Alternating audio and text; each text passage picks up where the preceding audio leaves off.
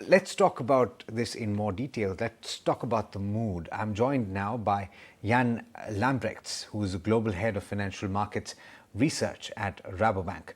Jan, thanks so much for taking the time.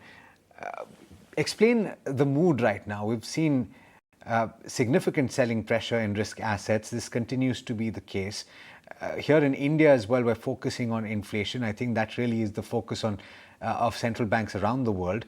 But contextualize this for us. What markets are looking at seemingly is what the Fed is going to do. Is that the primary focus? Yeah, I think there's definitely that feeling of uncertainty. We've grown accustomed in the past decade that every time you have a sell-off, the Fed and other central banks in their wake have your back. Somehow, you could say almost the game is rigged. When the sell-off starts, they will just, put more liquidity in. But they're hampered by that now because they have to fight against inflation. They have to burnish their credentials again there. They're behind the game.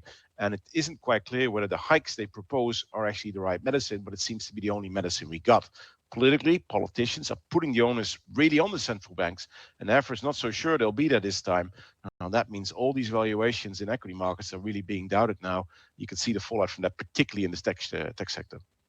I've been asking this question a lot of late, Jan. Where do you draw the line? Where do you see that line in the sand in that? Can you call a bottom? When can you call a bottom? How far do we go, especially if you're talking about tech stocks? No, I don't think you can necessarily call the bottom. I must be cautious. I'm not an equity strategist. I'm a fixed income strategist. So I don't have specific targets here for you. But I think the crucial element here now is that previously the bargain hunters were always right. And the bargain hunting already started pretty early, even if you had a big crisis like COVID, because central banks were really having your back. And that's just totally different now. And of course, we could all try and say they're just, it's a box worse than a real bite. They're just telling us to manage our expectations. And once inflation starts coming off, it's all transitory, et cetera, et cetera. Meanwhile, though, inflation keeps heaping up. We have a number of events interlinking there, from the war in Ukraine to supply chain issues. And still COVID disruptions from China, of course, working through the system. And all of that is really conspiring to make this lethal cocktail. And it means central banks are put in a corner and they don't have your back. And that means some of these valuations, like I said, are really in question. And of course, that's a separate story. Some of these companies' valuations were very high. And if the world's changed there and inflation is a bigger problem, you have a readjustment there.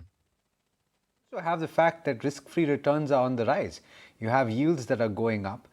Talk to us about your expectations on how, for example, the 10-year is going to move.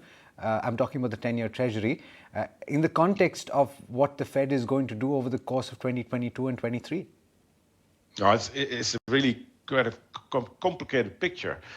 You have initially that these rates are under long-term rates are on a high upwards pressure, simply because inflation needs to be curbed. Inflation expectations are steadily starting to rise. They're not unhinged, but people are more worried. You see that come through in higher interest rates. At the same time, central banks are almost promising us, the Fed, ahead of all, that they're going to slow the economy down. They hope for a soft landing, but to be honest, that is la-la land. It's very unlikely they'll achieve that. They'll probably get a hard landing, a recession. And if you get a recession, then these interest rates could sharply come off. So you literally have currently the upwards pressure building.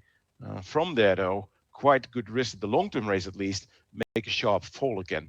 I think policy rates will be more difficult. Policy rates, the central banks, they will hike initially and then probably be reluctant to cut quick this time around, simply to be seen to be doing something. Fight it. Soon, I'm sure. Let's see how that pans out. I'm hoping that we don't see a recession. Thank you so much, Jan, for taking the time.